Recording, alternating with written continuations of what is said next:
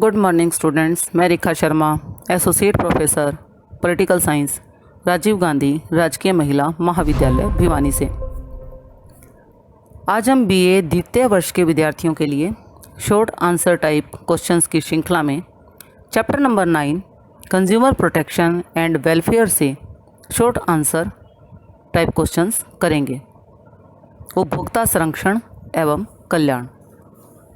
सबसे पहला क्वेश्चन आता है, उपभोक्ता संरक्षण से आपका क्या अभिप्राय है। आप इसका आंसर लिखेंगे। वर्तमान युग उपभोक्तावाद का युग है। भौतिकवाद के कारण उपभोक्तावाद भी बढ़ता जा रहा है। उपभोक्ताओं की सुविधा के लिए नए नए उत्पाद प्रतिदिन बाजार में आ रहे हैं। जीवन उपयोगी वस्तुओं के साथ साथ ऐश्वर्य की वस्तुओं का निर्माण भी हो रहा है। उपभोक्ताओं को लुभाने के लिए बड़े पैमाने पर प्रचार तथा विज्ञापनों का सहारा लिया जा रहा है। उपभोक्ता आकर्षक विज्ञापनों तथा अनेक उत्पादकों के प्रचार के आधार पर अपनी अपनी आवश्यकताओं की पूर्ति के लिए वस्तुओं का चयन करता है।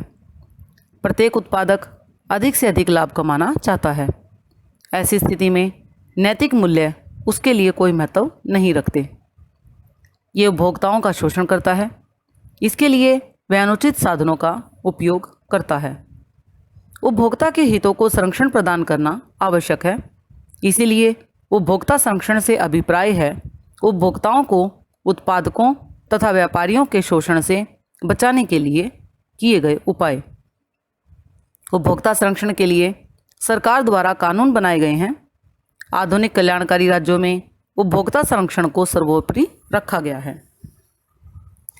नेक्स्ट क्वेश्चन आता है, उपभोक्ताओं को किन समस्याओं का सामना करना पड़ता है, वर्णन कीजिए। आप आंसर लिखेंगे। उपभोक्ताओं की मुख्य समस्याएं इस प्रकार से हैं। नंबर 1, नकली उत्पाद।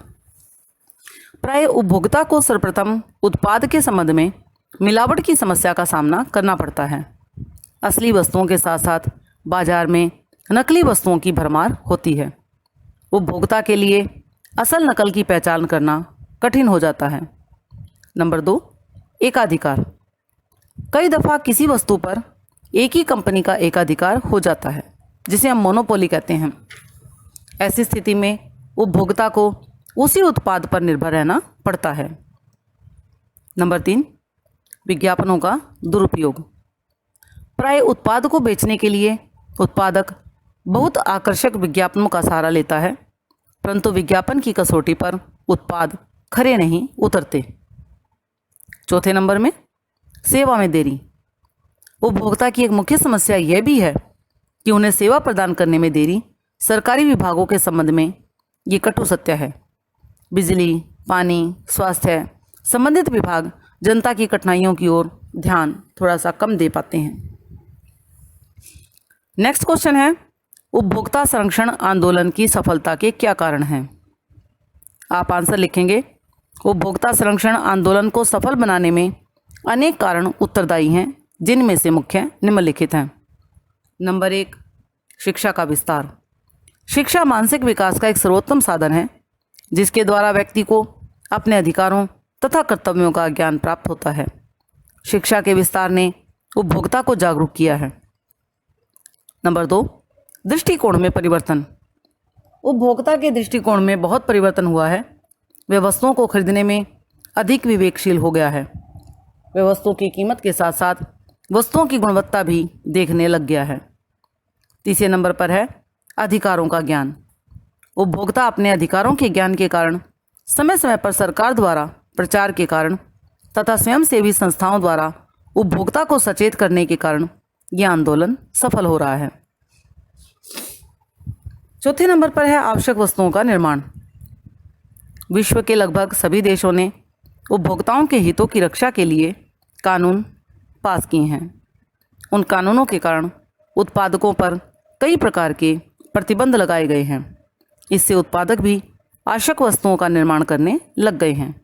केवल लाभ वाली वस्तुओं का उत्पादन ही नहीं करते। नेक्स्ट क्वेश्चन है, उपभोक्ताओं को कौन कौन से अधिकार प्राप्त हैं।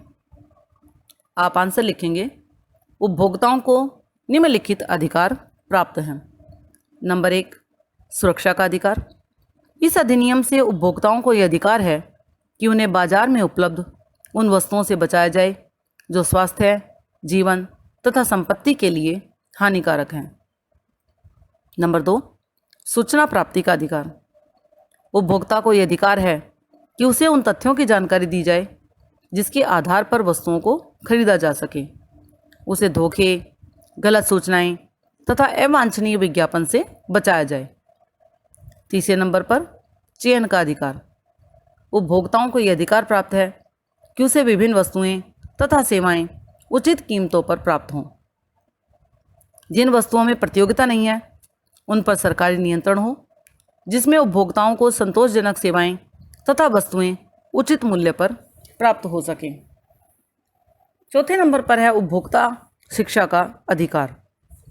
आप आंसर लिखेंगे, उपभोक्ता को यह अधिकार है कि वह शिक्षा प्राप्त करे और शिक्षा प्राप्त करना प्रत्येक व्यक्ति का अधिकार है। उपभोक्ता शिक्षा द्वारा अपने आप को गुमराह तथा कपटपूर्ण विज्ञापनों से बचा सकता है।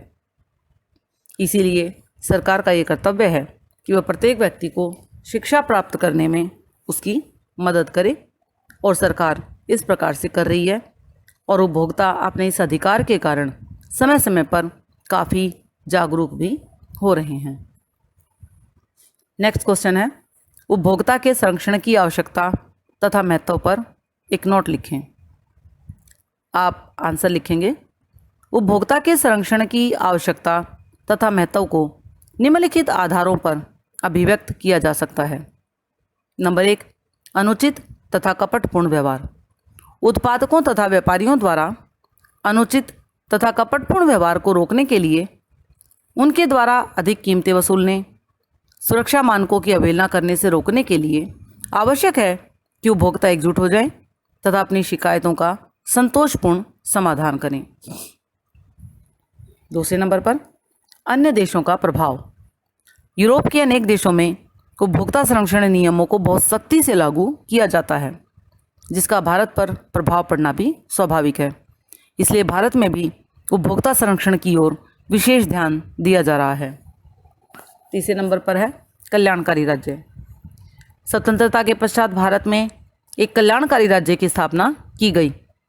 कल्याणकारी राज्य होने के कारण राज्य का उत्तरदायित्व है कि वह उपभोक्ताओं के हितों की रक्षा करे। राज्य अपनी आर्थिक नीतियों का जन कल्याण के लिए उत्पादन पर कुछ लोगों के नियंत्रण पर प्रतिबंध लगा रहा है। चौथे नंबर पर है लंबी कानूनी प्रक्रिया। भारत में अपने हितों की रक्षा के लिए एक लंबी कानूनी लड़ाई लड़नी पड़ती है।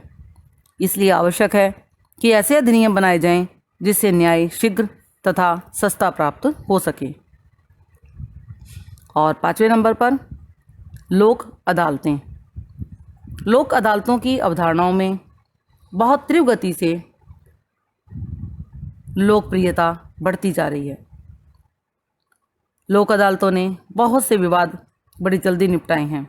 इससे भी उपभोक्ता के संरक्षण को, उसके हितों को सुरक्षा प्रदान करने में काफ़ी मदद मिली है। नेक्स्ट क्वेश्चन है, उपभोक्ता के शिकायत करने के अधिकार की व्याख्या करें। आप आंसर लिखेंगे, कोई भी उपभोक्ता स्वयं अथवा अपने उपभोक्ताओं के हितों के लिए कार्य कर रही समाज सेवी संस्था निम्न आधारों पर सक्षम फोरम में शिकायत दर्ज करा सकता है। नंबर 1, यदि खरीदी गई वस्तु खराब निकल गई अथवा निर्धारक तत्वों को पूरा नहीं करती। नंबर 2, यदि वस्तु अथवा सेवा खरीदते समय सेवाओं के संबंध में जो आश्वासन दिया गया है, मूल्य के भुगतान के पश्चात प्रदत्त सेवाओं की गुणवत्ता में अंतर आ जाए। नंबर 3, यदि वस्तु का मूल्य पैकिंग पर अंकित मूल्य सरकार द्वारा निर्धारित मूल्य से अधिक लिया गया है। नंबर 4, विक्रेता द्वारा कोई अनुचित तथा प्रतिबंधित व्यवहार या व्यावहारिक व्यवहार किया गया हो। नंबर 5, ऐसी वस्तु बेची गई है जिसका उपयोग मानव जीवन के लिए खतरा बन सकता है, जो स्वास्थ्य के लिए हानिकारक है।